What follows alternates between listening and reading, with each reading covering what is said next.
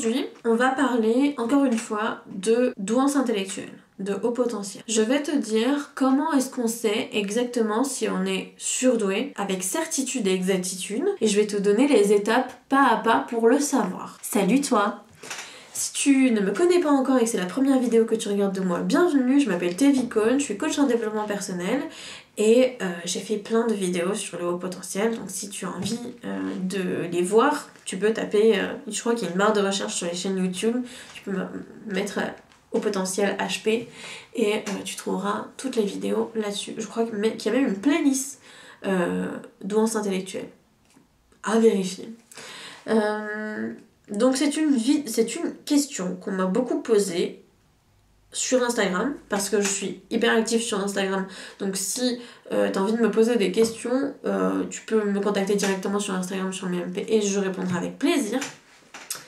C'est une question qu'on m'a beaucoup posée cette dernière semaine, parce qu'il y a ma vidéo sur le haut potentiel qui a dû remonter ces derniers temps.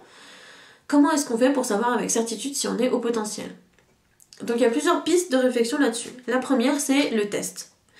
Le test de haut potentiel. Donc il y a deux types de tests. Il y a le test pour les enfants et le test pour les adultes. Donc il y en a un qui s'appelle le WISC et l'autre qui s'appelle le WISE. W-I-S-C et W-A-I-S. Donc il faut savoir qu'un test de haut potentiel, ça n'est pas un test qui se fait comme ça. C'est-à-dire qu'il faut d'abord aller chez un psychologue qui fait passer ce test. D'accord, c'est un test qui coûte assez cher aussi, puisqu'il peut coûter de 400 à 900 euros, il me semble. Ce qui explique le prix, c'est que c'est un test qui est long. C'est-à-dire que tu dois d'abord prendre un rendez-vous pour planifier le test avec le ou la psychologue qui te le fait passer. Ensuite, tu vas au rendez-vous où tu passes le test de manière effective. Je crois qu'il dure 1h30 à 3h. À vérifier, je crois que c'est 2 sessions de 1h30. Hein. Et ensuite, tu dois revenir pour avoir un compte-rendu. Compte-rendu qui te sera écrit et donné et expliqué aussi à l'oral. Et donc tout ça, ça prend énormément de temps. Par exemple, pour le psychologue, ça prend énormément de temps parce que non seulement il doit passer du temps avec toi pour te faire passer le test, mais ensuite il doit interpréter les résultats et ensuite écrire un compte-rendu qui doit te redonner et ensuite t'expliquer le compte-rendu. Donc ça prend énormément de temps. Ensuite, le test en lui-même coûte très très cher. Il coûte 5000 € à l'achat pour un psychologue, donc c'est très très cher. Et c'est un truc, voilà. Donc c'est pour ça que c'est ça qui explique le coût quand on passe un test de QI de 400 à 900 €, parce que ça prend énormément de temps. C'est très très cher à l'achat, donc il faut le rentabiliser. Et en plus, c'est quelque chose les résultats sont difficiles à interpréter et peuvent changer une vie. Donc il y a une grosse responsabilité sur ce test. Donc la première étape, la première piste, c'est ça. Le gros bémol que je mets là-dessus, et d'ailleurs peut-être beaucoup de psychologues vont pas du tout aimer ce que je vais dire, mais la fiabilité du test, comme la fiabilité de tous les tests, est très très relative. C'est-à-dire que quand tu vas passer un test de QI, tu vas le passer avec ta tendance à l'hypersensibilité, au stress, à l'anxiété, voilà, à l'hyperémotivité. Donc, en plus, comme tu es au potentiel, tu as plus de chances d'avoir vécu des situations d'échec scolaire dans ta vie. C'est totalement contre-intuitif, parce que la plupart des gens pensent que douance intellectuelle ça veut dire bonne note, mais c'est faux, c'est totalement le contraire. La première chose qu'on regarde pour détecter un surdoué dans une classe, c'est s'il a des mauvaises notes. C'est le premier signe qu'on regarde chez les enfants qui sont surdoués, parce que comme ils s'ennuient en classe, ils arrêtent de travailler, comme ils arrêtent de travailler, ils ont des mauvaises notes. Donc, et aussi, comme leur mode de fonctionnement est complètement différent de 98% des enfants sur cette planète, et quand on leur pose des questions, ils répondent forcément à côté, parce que pour eux la réponse elle est logique d'une certaine manière, mais c'était pas la réponse qui était attendue. Donc il y a beaucoup d'échecs scolaires chez les hauts potentiels. Donc quand on est souvent en situation d'échec scolaire et qu'on te dit, toi qui as souvent été en échec scolaire, tu vas passer un test, tu te dis, oh mon Dieu, je vais passer un test, je vais le rater comme tous les autres tests, car je suis un mauvais élève. Donc tu te mets en situation d'anxiété, une anxiété terrible. Et quand tu arrives devant le psychologue, le ou la psychologue qui va te faire passer ce test, le ou la psychologue est censé rester complètement impassible devant toi quand il ou elle te fait passer le test. Et ça, c'est très difficile à supporter pour quelqu'un qui est hyper émotif. C'est très très très difficile. Donc déjà, rien que ça fausse les résultats. Ça fausse les résultats. Et il y a aussi certaines questions qui faussent les résultats. Par exemple, je me souviens d'une question quand j'étais petite, parce que moi j'ai passé le test quand j'avais 6 ans, une question qui était « Quel est le point commun entre la couleur rouge et la couleur bleue ?» La réponse que on s'attend à ce que tu donnes, c'est ce sont tous les deux des couleurs. Couleur rouge, la couleur bleue. Toi, certainement qui me regarde, tu as pensé à 40 milliards de trucs dans ta tête. Tu as dû te dire, c'est sûrement un coucher de soleil. Un coucher de soleil, dans le coucher de soleil, il y a du rouge et du bleu, par exemple.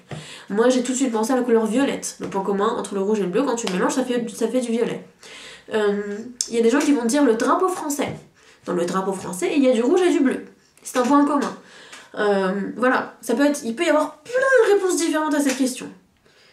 Quand tu es surdoué, tu penses jamais à la réponse la plus simple et la plus attendue. Ce sont tous les deux des couleurs. Et ça fausse les résultats. Donc ça, il faut prendre en compte aussi. Et tu peux être haut potentiel, passer le test de haut potentiel et le rater. Il suffit que tu sois déstabilisé par le psychologue, il suffit que tu n'aies pas bien dormi la veille parce que c'était une situation stressante pour toi, il suffit que tu sois en burn-out aussi, et que ça soit la raison pour laquelle tu passes le test, il suffit, il y a plein de choses qui peuvent se passer. Un de tes parents peut mourir la veille, il peut t'arriver un accident, tu peux avoir été agressé avant, il peut se passer plein de trucs différents qui vont fausser les résultats.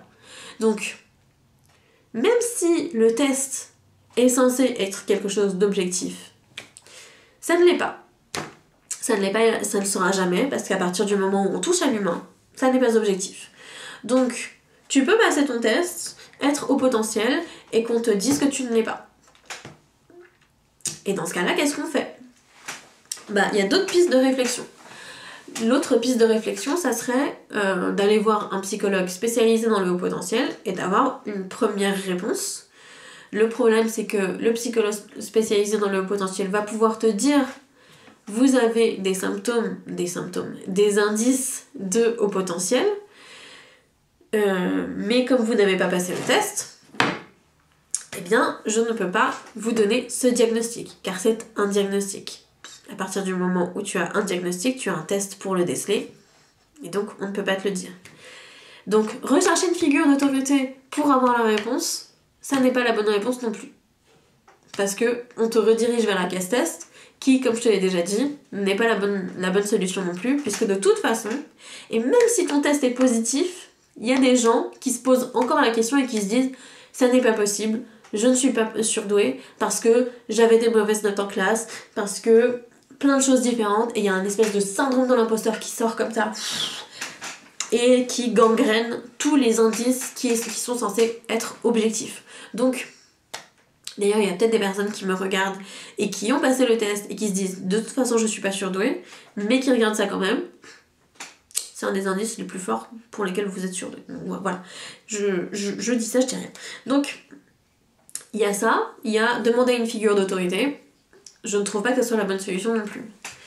Le truc avec le haut potentiel, c'est qu'il s'accompagne souvent de ce dont je viens de parler, le syndrome de l'imposteur. C'est-à-dire que c'est des gens, disons, qui font du sport tous les jours, qui ont perdu 50 kilos et qui se trouvent encore gros. C'est des gens qui lisent des bouquins tous les jours, qui sont hyper intelligents et qui se trouvent bêtes. Ça, c'est l'indice le plus fort. C'est vraiment des gens à qui on dit tous les jours qu'ils sont très intelligents, mais qui pensent qu'ils sont vraiment très très bêtes parce qu'ils ne peuvent pas réaliser des tâches simples pour les autres. Et du coup, je pense que c'est là qu'est vraiment la réponse à tout ça. La réponse, ça n'est pas d'aller... La réponse, ça n'est pas d'aller chercher confirmation chez quelqu'un. Ça n'est pas d'aller faire un test qui est censé te confirmer ça. La réponse, c'est de commencer par soi. Est-ce que moi, je me sens différente? Est-ce que moi, je me sens parfois plus intelligent que les autres? Est-ce que j'ai l'impression que tout le monde est lent autour de moi? Est-ce que quand je lis des choses sur la douance intellectuelle, je me reconnais? Est-ce que je me pose des questions tous les jours sur ma douance intellectuelle? Et si c'est le cas, pourquoi est-ce que j'ai une telle aversion pour le fait de 1. Passer le test, 2. Aller demander des conseils, 3. Me faire aider? Parce que la plupart du temps, on a cette aversion comme ça, on se dit mais non mais je veux pas de confirmation comme ça va changer quoi dans ma vie, et ce genre de choses. Pourquoi est-ce que j'ai cette aversion? Pourquoi est-ce que j'ai cette peur aussi du diagnostic? Et à partir du moment où il y a tout ça, je pense qu'on peut travailler là-dessus. Et à partir du moment où on travaille sur son syndrome de l'imposteur, c'est là qu'on débloque les choses. Et je sais que c'est pas la réponse que t'as voulu dans cette vidéo, mais c'est la réponse que je te donne parce que c'est la réponse la plus sensée, la plus importante de ta vie. Il faut, à un moment, que tu laisses tomber tous les avis de ces 98% de la population qui t'ont toujours dit que comme tu ne savais pas faire X choses, de toute façon tu n'étais pas intelligent. Il faut que tu laisses tomber cette idée-là et que tu commences à travailler sur toi et ta propre confiance en toi et ton propre ressenti. Est-ce que tu te sens différent? Est-ce que tu te sens intelligent? Est-ce que tu sens qu'il y a des choses que tu n'arrives pas à faire et que tu devrais savoir faire? Si c'est une problématique que tu n'arrives pas à régler par toi-même, malgré les psychologues, les psychiatres, les prises en charge de toutes sortes, et que c'est très envahissant et très handicapant dans ta vie, je t'invite fortement à te faire aider.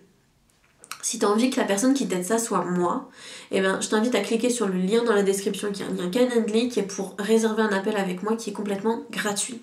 Cet appel, il est là pour que on voit, moi je vois si je peux travailler avec toi et si je peux t'aider, et que toi tu vois si